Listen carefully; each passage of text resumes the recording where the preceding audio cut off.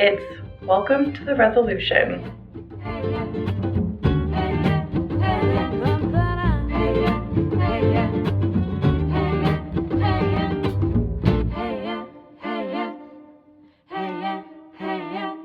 All right, welcome to the resolution. My name is Stuart. I'm here today with Jay Freeborne, a licensed tax professional, and Stephen Farwell, who is our resolution expert or one of them on staff.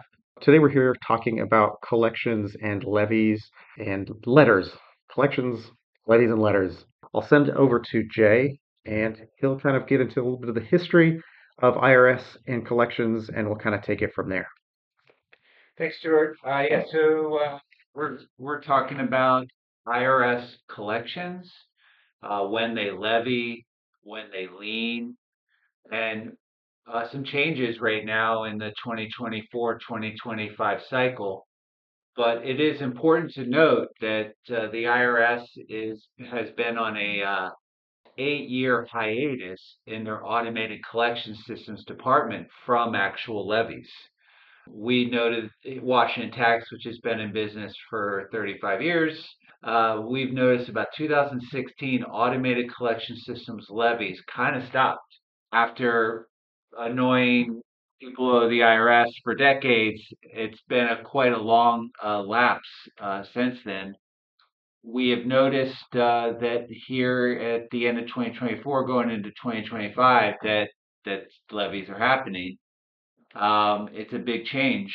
Now, historically, revenue officers, of course, who handle big cases, have been levying throughout all this time. Nothing's changed there per se. But anyway, I'm here with Stephen and Stuart.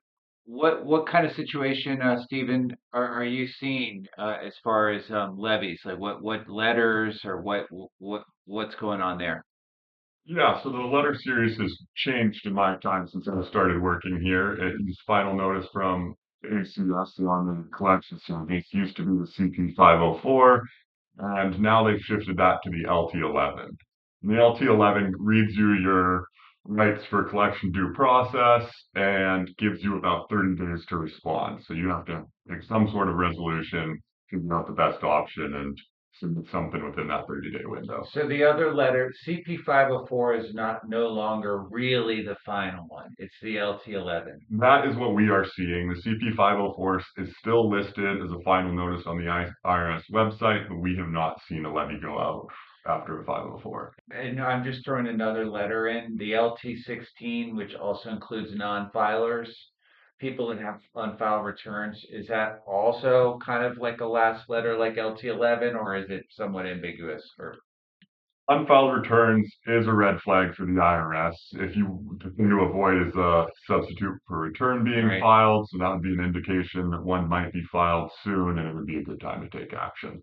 Got it. And what kind of levy action is happening if people aren't responding to the LT11? Yeah, that is the first real change, is the bank levies, like you said, have been on pause for so long, and now we are seeing the first bank levies issued after an LT11. So you definitely want to take that one seriously. And Wage garnishment's also possible? wage garnishment definitely is possible. Those normally take a little longer, but we are expecting to see those anytime as well. Right. So you mentioned that the LT11 notice does have a CDP hearing attached. How is your department preventing the levies? Yeah, if the CDP hearing is a tool that we've been able to utilize to give the taxpayer a little bit more time to research and figure out a resolution. If you qualify for a payment plan and it's clear cut, then you should probably move forward with one of those resolutions now. But it's not always such a clear cut situation where people they're going through life situations and don't always have the funds available to set something up that Sure. the IRS will accept, and that CDP hearing can be used to at least add somewhere between 30 and 90 days. And so one of the just to cover the CDP hearing, which is an appeal which stops collections if you file it.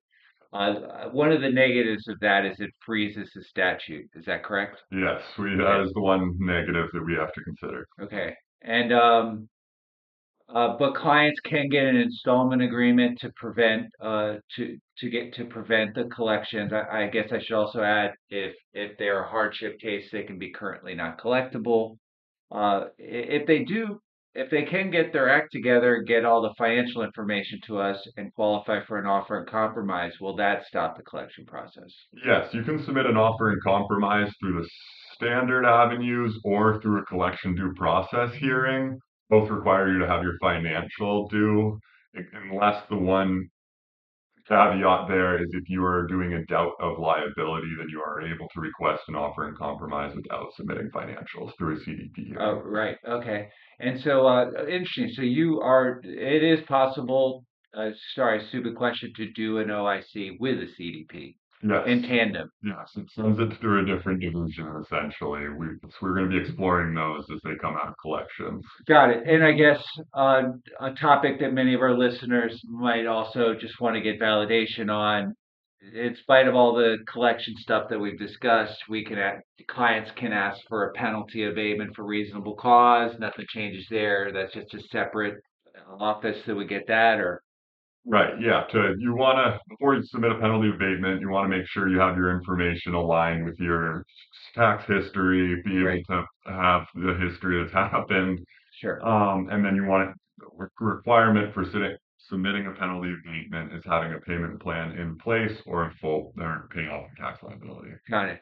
Well, I guess I'll toot our horn a little bit. We have excellent software that we pay a lot of money for. All of our clients' transcripts come through that system, and we're able to monitor our client's case ongoingly. We have our transcripts pulled on every customer every week. Naturally, if we're doing a penalty waiver, we are going to pull the transcripts and verify that they meet the criteria and everything's cool. And we also monitor collections from that system as well. Yeah, no, the first time abatement is amazing, and the key So there, yeah, our system being able to identify that, and as you found recently, being able to know which year to ask for that first time abatement is important, which is true. what Our we're software emphasizing. will identify that, and we'll convey that to our client.